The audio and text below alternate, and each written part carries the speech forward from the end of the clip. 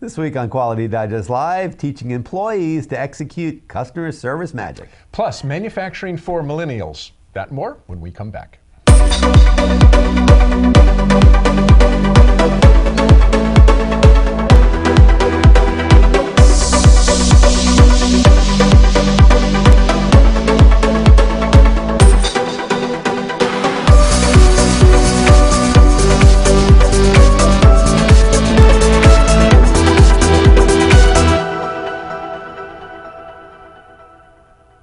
And welcome back to Quality Digest Live for January 26th, One of those. 2018. It's almost February.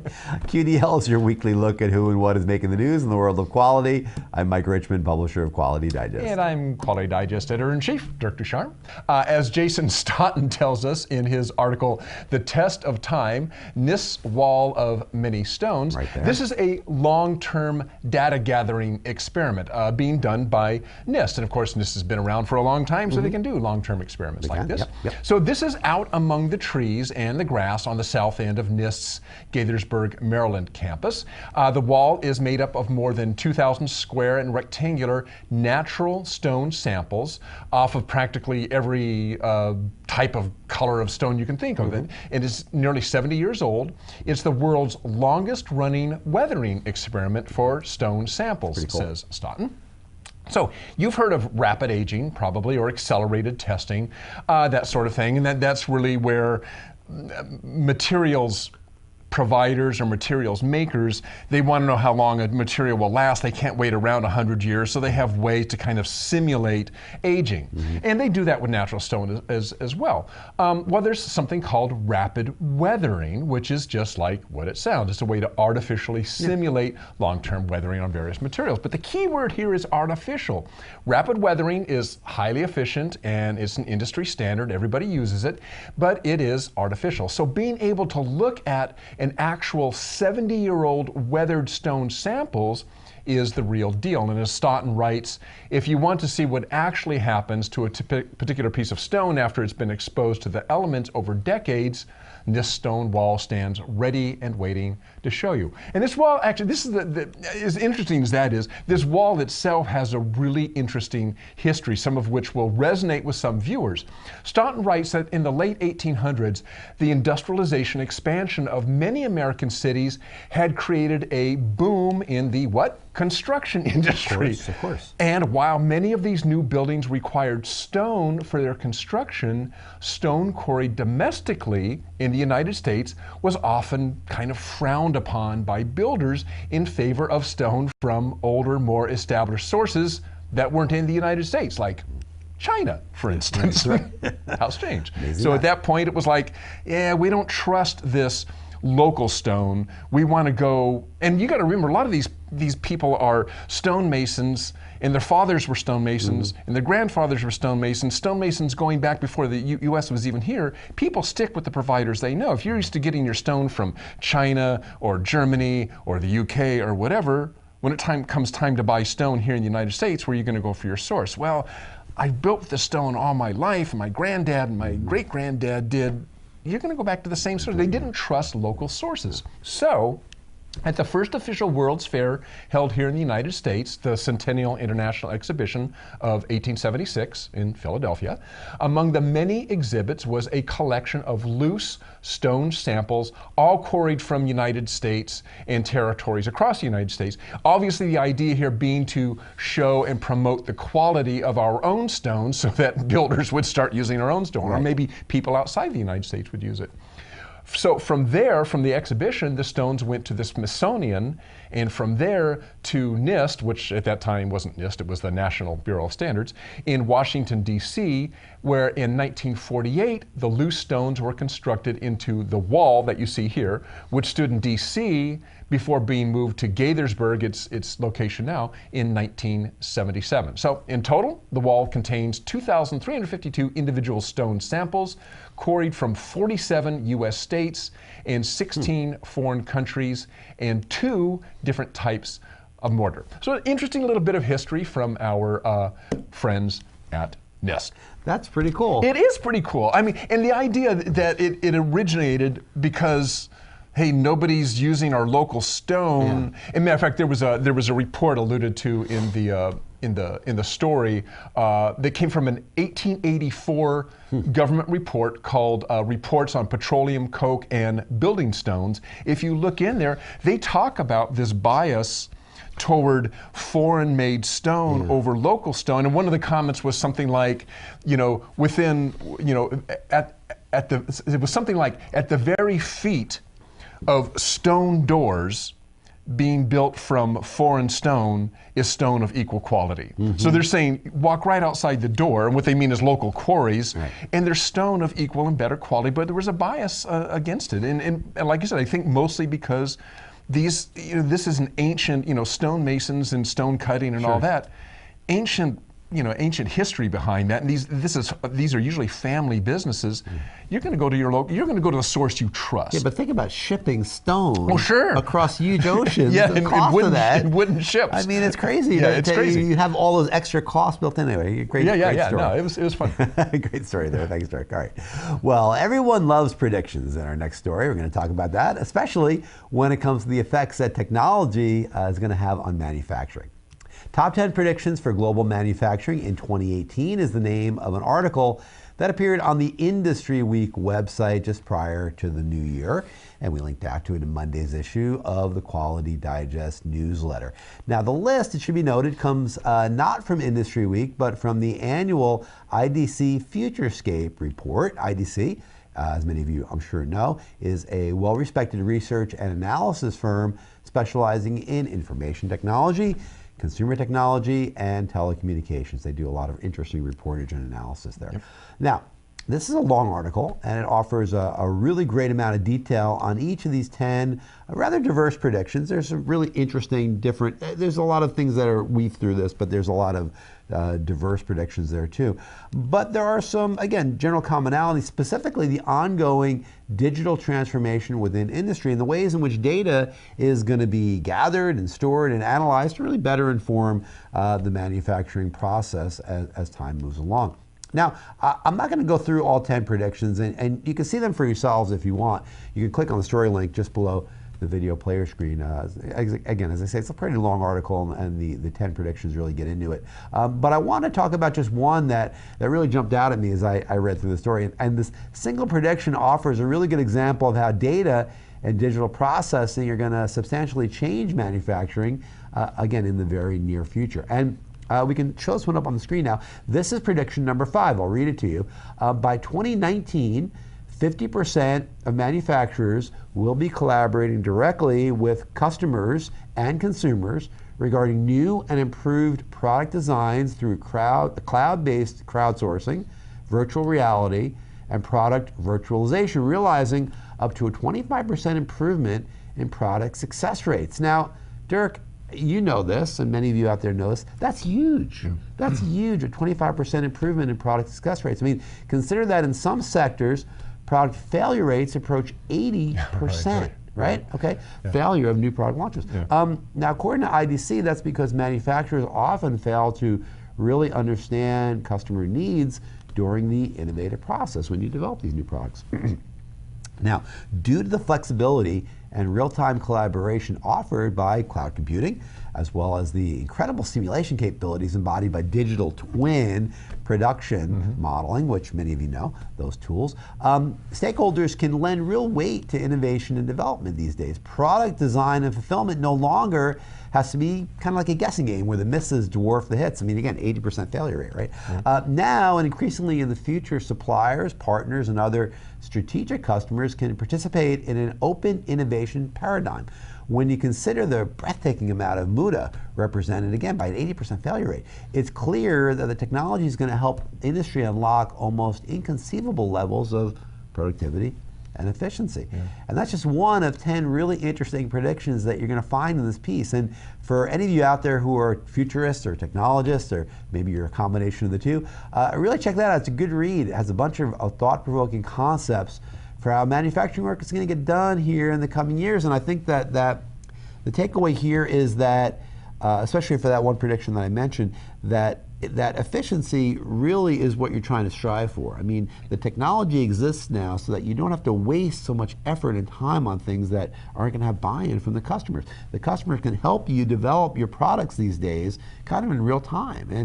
And when you do that and you know that there's a better receptivity for that when it gets to the market, you're going to be in a lot better shape. You're going to have a product that's going to sell better and not waste all that time and energy and effort bringing something to market that's not going to have a chance to really sell. Right. It's interesting. It actually kind of ties into our next story, which you had that slide up. You had up there where customers and suppliers are working together to come up with something that's going to be beneficial for both of them. Obviously, it's going to be beneficial for the supplier because it's going to sell. It's going to be beneficial for the customer, and more importantly, will the customer be blown away by the results? Right. Which is actually kind of what our next story is all about. That's right. This is kind of a fun story from a corporate magician and speaker, Kostya Kimlat. It's called Teaching Employees to Execute Customer Service Magic. And if his name sounds familiar, it might be because you saw him on Penn and Teller's Fool Us television show. He actually fooled Penn and Teller with a card trick,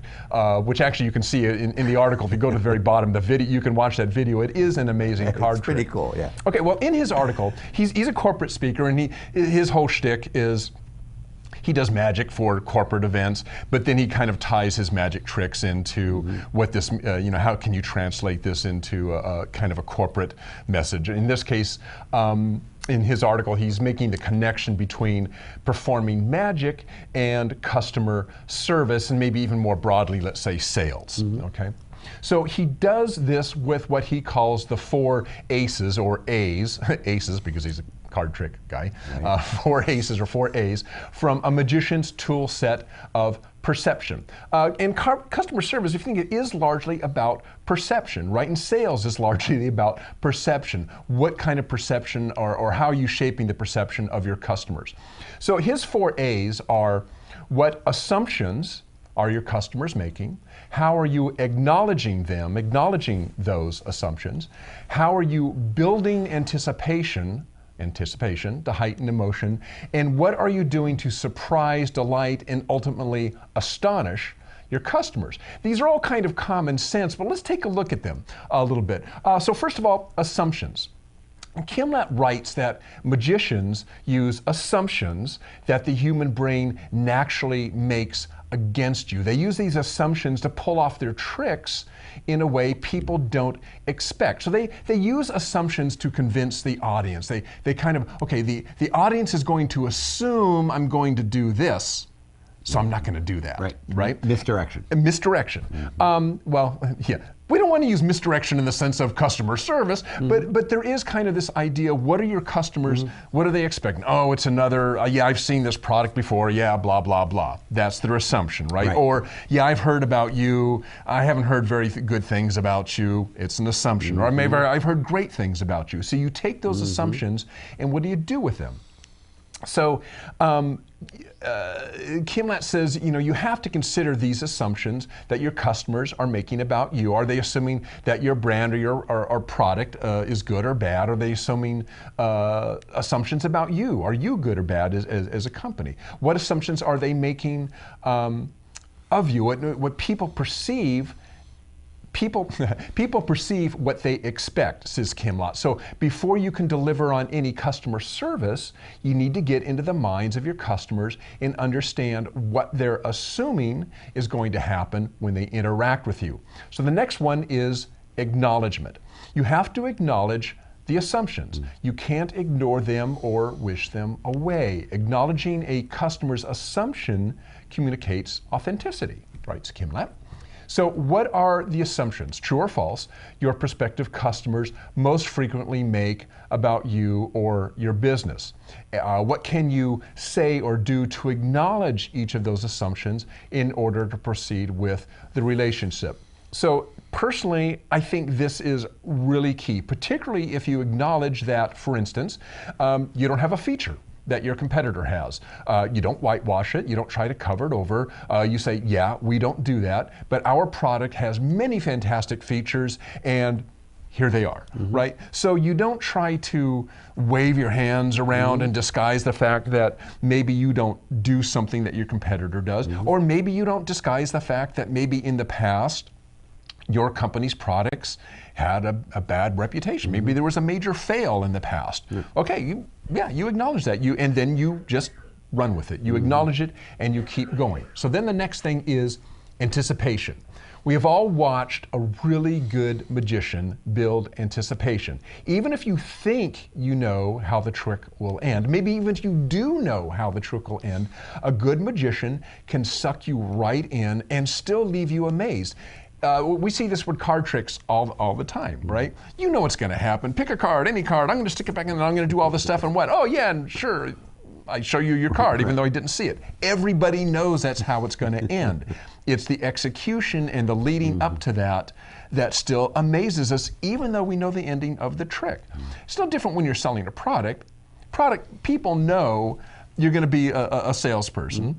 People know, yeah, here's my product, it's really great. Well, of course, yeah, I know your product's really great. You probably wouldn't be trying to sell it to me if it wasn't really great, right? I know the end of this trick. And I also know that you're going to try to sell it to me. I know the end of this. I know it's coming, right?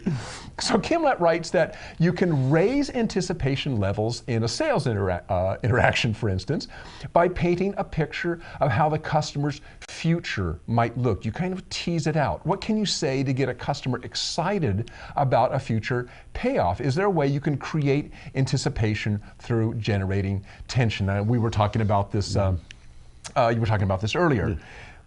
You know, I've got a coffee cup I'm going to sell you. It's a great coffee cup. You want it? Yeah. Well, yeah. Well, yeah.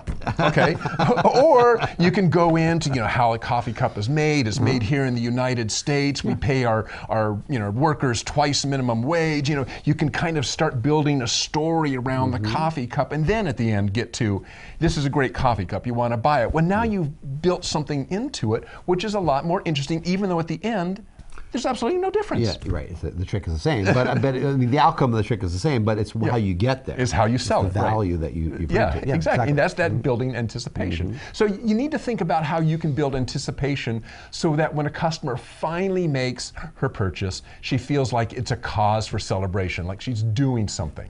And finally, at the end, there's the astonishment.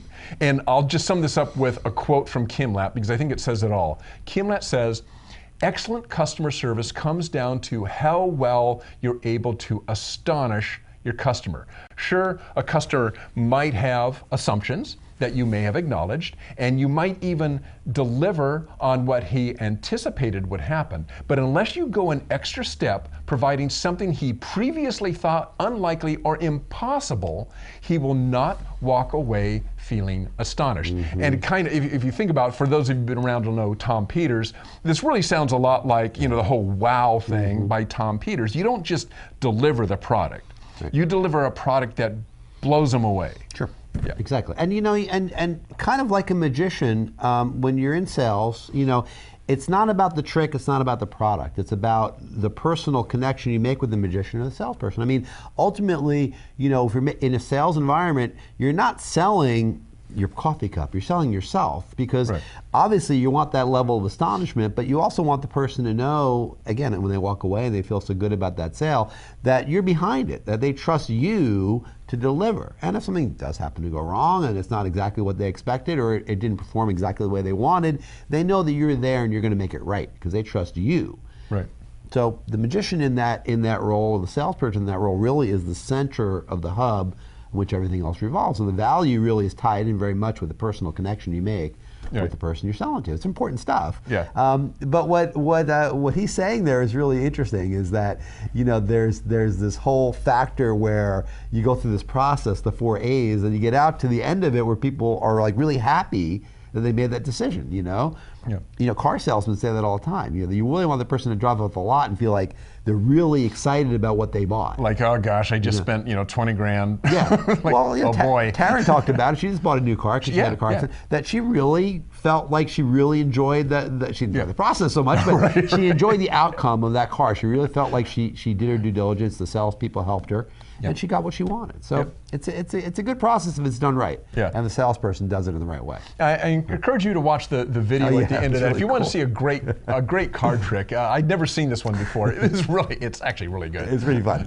Yeah, and Penn and Teller are always cool too. So it's good to see him on there. Okay, great. Well, manufacturing in the millennial workforce is the next article we're going to talk about, and it's by Robert Means, and it appeared in Wednesday's issue of the Quality Digest newsletter. You can see it right there. Now, Robert Means, he is the vice president of the Workforce Management Suite at Infor. And Infor is a multinational company that offers a range of cloud-based service, business software and services, I should say, particularly ERP and CRM systems. Now, Means' specialty is making people and organizations more effective. So in the article, he talks about a pretty timely issue, I think, how manufacturers can recruit and retain great young people, something we talked about a lot here on the show. Now, earlier in the show today, I talked about what the future of manufacturing could look like, ongoing breakthroughs in technology, particularly around really the unbelievably, staggeringly powerful information technology systems have the ability to unlock previously undreamed of levels of efficiency and productivity for really pretty much anybody in industry, any industrial enterprises. If there's always an if. There's always an if. If those systems are managed by people who can put information into context and make good decisions. And therein, I think, lies the rub. According to a recent survey from the National Association of Manufacturers, which Robert Means references in this article, attracting and retaining a quality workforce is the #1 business challenge for nearly 3/4 of respondents.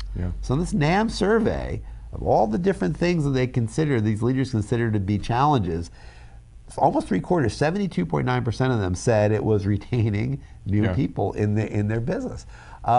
And the factors that are influencing this issue are very well known. And we've talked about them here, as I said on the show many times. I mean, it's the aging workforce, right? It's the disappearance of apprenticeships. It's kind of the lack of sexiness for the manufacturing industry. It's the people that aren't coming into STEM education. They aren't getting that training from a young age. All those things combined to make this problem a problem. What's interesting here are the remedies offered to these acknowledged issues that we all really know about. Given that Infor is a technology company, I don't think it's any surprise that Means recommends a technological approach to the solution. And there's really 3 specific options that he mentioned here, and I want to kind of run through them with you fairly quickly and kind of what they mean. The first is a demand-based workforce optimization. And this is a process that considers the various inputs of your system. These are things like supply, demand, machines and manpower, skills and costs, and combines them with worker performance and scheduling preferences. And this results in better job satisfaction as well as increased efficiency. And really what that means is you're really looking at all the inputs that you need to cover in order to get it to an output, and looking at how you would schedule people and bring them in and allow them to optimize, again, given what their availability is, what their skills are, all those things, and allow them to schedule that properly really increases efficiency very greatly. The other one is mobility solutions, and this basically gives your people access to real-time information wherever they may be, and it speeds decision making and allows issues to be addressed proactively. Of course, most millennials, which is the people we're talking about in this piece, have grown up to expect this level of immediate access to information and insight. I mean, you think about this in their lives, in all of our lives, but really in their lives, that you don't expect to wait. If you want to get some information, you should be able to get it just like that. But in many manufacturing systems, that isn't really the case. So you need to kind of get to that. Finally, third and finally, communication. For some manufacturing enterprises, functions like scheduling are still done via pen and paper, binders with a schedule, or post a schedule on the wall. And that's a thought that's probably horrifying to a lot of millennials, but automated systems can fill shifts much more efficiently. and consider elements like skill sets and certifications and even overtime status. Again, productivity and worker satisfaction can soar when systems like this are put into place. So I mean, you know, again, going back to scheduling, I mean, you want to be able to fill those roles with people that have the right skills to do it. And as opposed to having to fill out on pen and paper how that's done, you can do it automatically. And again, it'll kind of pull those people in based on what you know, the algorithm, the people's skills and their availability, OT, as I mentioned. You want to maybe avoid people that are already working too many hours. Near the end of his article, Means writes this: work the way we live. Workers today expect to find the same technology in their workplace as they use in their everyday lives. They expect the software they use to be as intuitive as their phones and as insightful as the e-commerce sites they visit. Outdated workforce management solutions with cumbersome user interfaces or manual, paper-based processes will frustrate employees. And that's good advice. And I agree with, I think, most everything he says. But there's one thing that I think was interesting that I wanted to kind of push up against a little bit. He really talks about how age is kind of the determining factor to how people use technology, right? He says the millennials really are the ones that have these skills, and if you don't do this, you're not going to retain and attract millennials. But I mean, I'm not the most technologically savvy guy in the world. I know that's a surprise to you, Dirk, but I'm younger than you are by a few decades, and I mean, a decade or two or three. Jeff is a little older than I am as well. You guys are much more technologically savvy than I am, so it's not necessarily just age.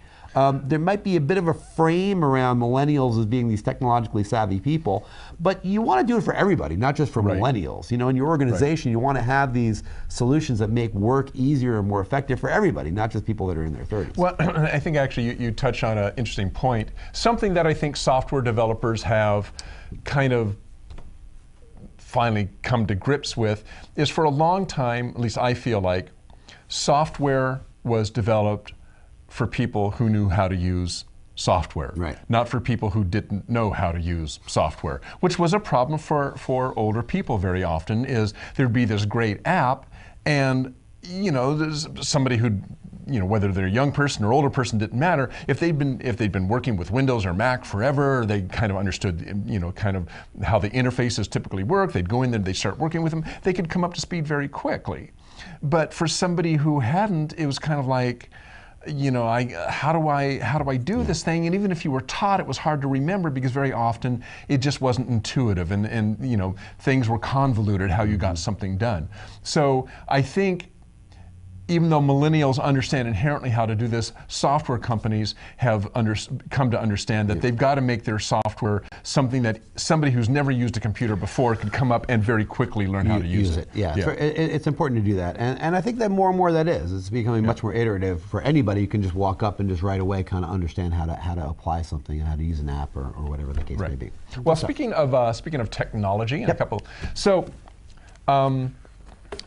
Probably all of you have seen. It was in the news, and it was been all over Twitter and Facebook and all that sort of stuff. Is the net neutrality as explained by Burger King, and it's a great. Just Google, if you haven't seen it. Just Google net neutrality Whopper, and you'll find that it was an ad created by Burger King that kind of explains.